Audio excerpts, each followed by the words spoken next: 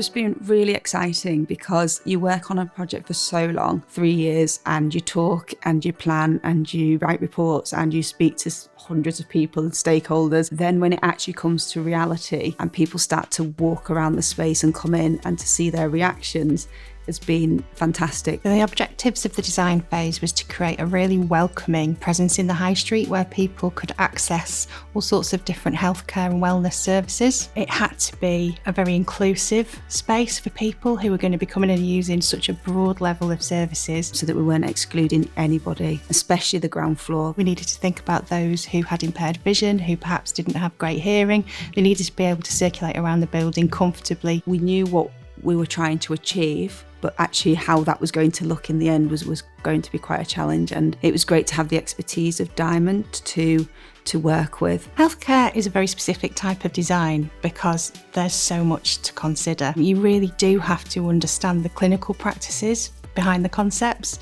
You've got to understand the trustees, you've got to understand how the patients are going to interact with that clinical service, and you need to be able to provide the most calming, uplifting, energising space to do that in the best clinical way. Diamond have been great from the perspective that they've helped with the whole concept of the building. They really listened to the brief. They were happy to give different ideas, different designs. They were able to offer that interior design element as well as the quality furniture. They were happy to spend time with us at their manufacturing facility, which was really useful to actually sit in the chairs. It sounds simple, but not all chairs are made the same, I've discovered. At Diamond, we've got 20 years of working within the healthcare sector, so we were able to draw on that and we'll be able to use that formulating the design for the client. Whatever question I ask, it's not a problem, which has been absolutely brilliant. They're responsive, don't get frustrated when I keep wanting to change and tweak things, which I did many times,